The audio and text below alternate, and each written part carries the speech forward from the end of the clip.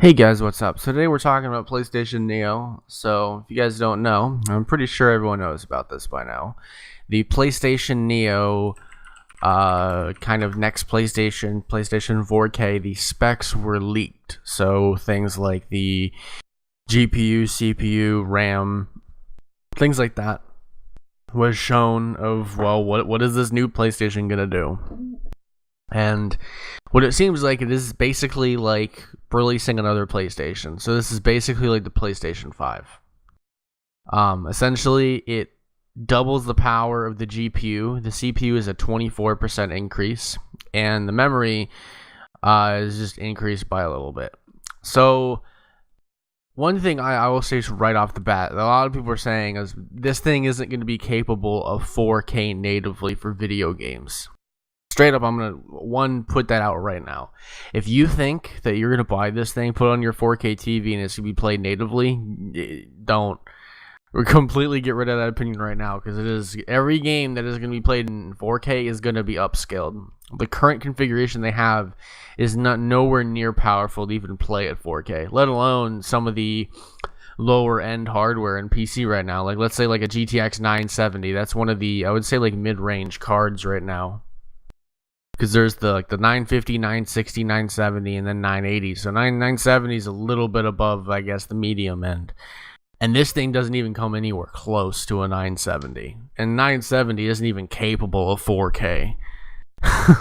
So, just to get that off the bat, me, personally, after really looking at this, I think this is a terrible idea. It completely defeats the purpose of why you even buy a console. The purpose of a console is it's supposed to last, minimum for me, I say a console's supposed to last like 5 years. Because I feel like that's a decent amount of time for me to get enough enjoyment out of a system to warrant the money that I've invested into it. And if you immediately just jump the gun and we're like, after 3 years, this console hasn't even been out that long, 3 years. And they're releasing a better PS4.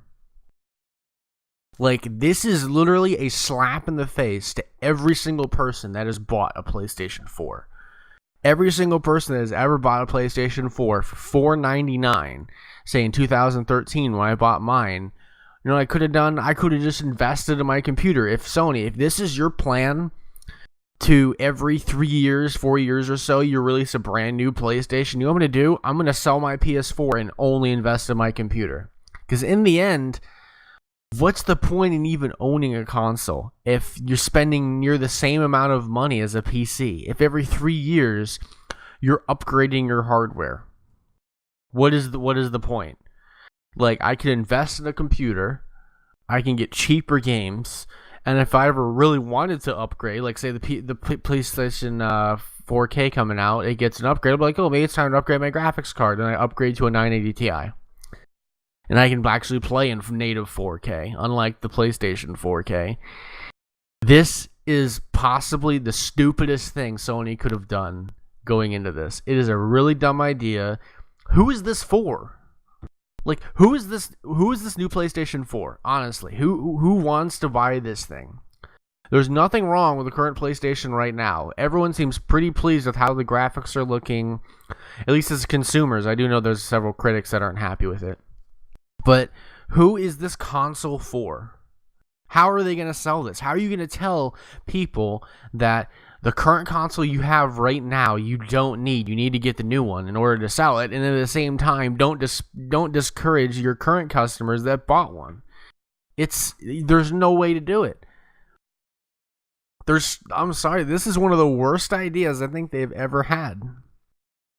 The purpose of a console is when you buy one, I know for a fact it's going to play games in that console's lifespan the same way for, say, 5-6 years. That is the purpose of a console, is that when I buy it, I know that every single game that comes out is more than likely going to look and feel the same on the same console. So, like, I guess I can give an example. So, like, the original PlayStation 3, the big one, right? It plays games exactly the same as the PlayStation 3 Slim. Like, they play the games exactly the same, it's just one's bigger than the other one. That is different. That isn't like releasing a brand new console like this is with better hardware, significantly better hardware. You cannot tell me that developers aren't going to want to take advantage of this new hardware. They're going to. Developers always want to take advantage of new hardware. Why do you think no one develops for the PS3 anymore? And PS3 is a way bigger install base than the current PS4. Why do you think they develop for the PS4? Because it has better hardware. They want to do bigger and better things. So this is essentially is just extra work for developers. Developers, the thing is, if you guys don't know, they're going to have to basically port over an entire game. Instead of having basically 3 SKUs of consoles that they make for, or platforms that they make for. One is PC, the other is Xbox, and then this one's PlayStation. Now they're going to have to do PC, Xbox, PlayStation, and PlayStation Neo.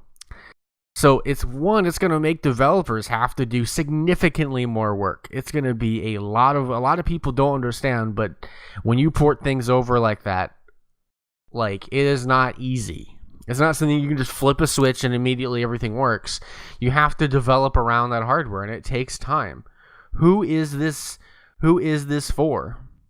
Why even bother having an upgraded PS4 whatsoever? I think this is a terrible idea, and a lot of people disagree with me. There are a really decent amount of people that think this is a really good idea, and I think after 3 years, there's no viable reason why you should be upgrading a console this early in its lifespan. 3 years is nothing in a console's lifespan, and people have been comparing it to cell phones. One, we've been used to upgrading cell phones every 2 years for the past 20 years. The same thing with several other pieces of hardware.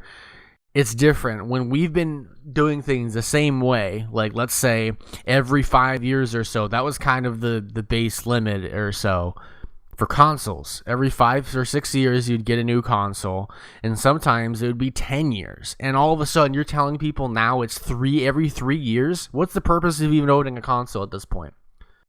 What's the purpose in me investing in a console when I could spend, say, a little bit more and get a computer and have way more things that I can do on it and get better graphics? What is the purpose of this? What is the purpose of even having a console anymore? Maybe besides the occasional exclusive. There isn't any. So let me know what you guys think in the comments below. If you guys disagree with me, then tell me why. Thank you guys for watching.